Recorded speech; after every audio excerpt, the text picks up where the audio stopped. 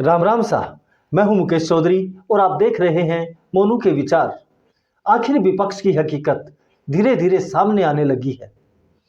विपक्ष को हिंदू वोट की इतनी चिंता नहीं रही जितना डर आज उसे मुस्लिम वोट के खिसकने का लग रहा है। ये बात हम इसलिए कह रहे हैं, जिस मुस्लिम वोट को विपक्ष अपनी बपौती समझता था, आज उसे भाजपा के साथ जाने से रोकने के लिए अल्लाह की कसम देनी पड़ रही है। पिछले कई वर्षों से विपक्ष ने मुस्लिमों को मोदी और भाजपा का डर दिखाकर उनका वोट हासिल किया, लेकिन उनके लिए कुछ नहीं किया। लेकिन 10 वर्षों में मोदी सरकार ने बिना भेदभाव योजनाओं को हर वंचित व्यक्ति तक पहुंचाया है। उसका फायदा मुस्लिम समाज को भी मिला है।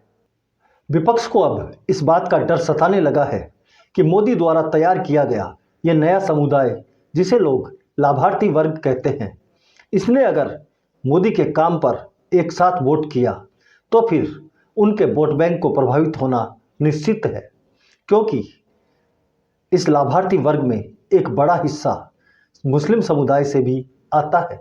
दूसरा कारण यह हो सकता है, जिस तरह राम मंदिर प्राण प्रतिष्ठा कार्यक्रम को लेकर कई जगह पर मुस्लिम समुदाय में उत्साह देखा गया, विपक्ष को अपनी तुष्टीकरण की दुकान बंद होती प्रतीत होने लगी है।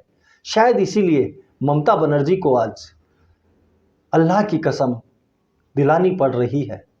एक बार ममता बनर्जी का यह क्लिप देखिए, उसके बाद आगे की बात करते हैं। बीजेपी का अगर तुम लोग मदद करोगे कोई, तो अल्लाह का कसम आप लोगों को कोई माफी नहीं करेगा। हम तो माफी नहीं करेंगे।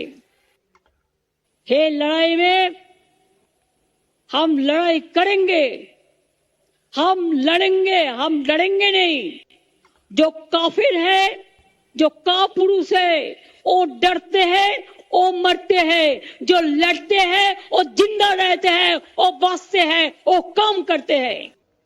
तो देखा आपने किस तरह ममता बनर्जी को अपने वोट बैंक के खिसकने का डर सता रहा है।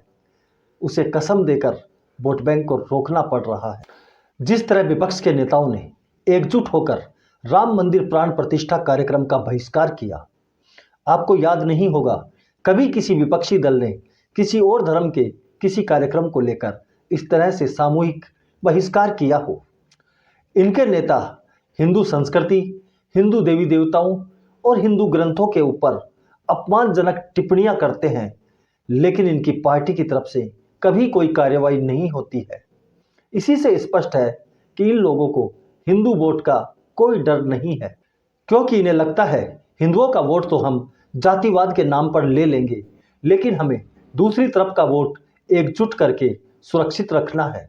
शायद उसी के लिए इन पार्टियों ने कुछ नेताओं को जिम्मेदारियां दे रखी हैं, जो बार बार हिंदू आस्था पर चोट करके दूसरी तरफ अपनी वफादारी सिद्ध करने का प्रयास करते हैं।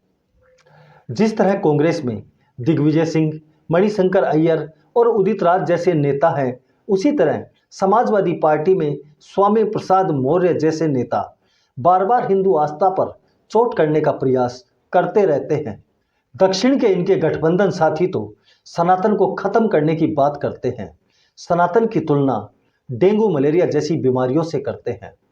कहीं लगता है कि इन्हें हिंदुओं का कहीं कोई डर है।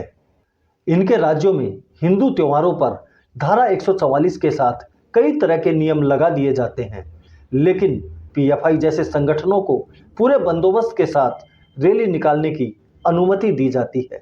फिर चुनाव हारने के बाद अशोक गहलोत जैसे नेता कहते हैं कि बीजेपी के ध्रुवीकरण के कारण हम चुनाव हार गए, लेकिन उन्हें कभी ये नहीं लगता कि ध्रुवीकरण क्यों हुआ। आपके तुष्टीकरण की वजह से भाजपा की तरफ हिंदुओं का ध्रुवीकरण हो रहा है। 500 वर्ष के संघर्ष के बाद सनातनियों को राम मंदिर की खुशी मिली थी, लेकिन इस खुशी में भी खलल डालने में विपक्ष ने कोई कोर कसर नहीं छोड़ी।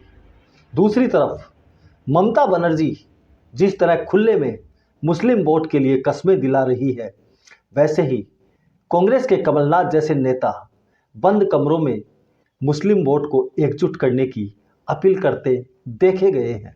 विपक्ष के इसी तुष्टीकरण का नतीजा है कि आज हिंदुओं का एक बड़ा हिस्सा जातिवाद छोड़कर भाजपा के साथ एकजुट हो रहा है। लेकिन आज भी विपक्ष को हिंदू वोट की चिंता नहीं, बल्कि मोदी को हराने के लिए वो एक मुश्त मुस्लिम वोट की चिंता कर रहा है। जैसे जैसे चुनाव नजदीक आ रहे हैं, अब विपक्ष को मुस्लिम वोट भी खिसकता हुआ नजर आ रहा है। आज के अंक में इतना ही। वीडियो पसंद आया तो इसे लाइक करें, चैनल को सब्सक्राइब करना न भूलें। धन्यवाद। जय हिंद, जय भारत।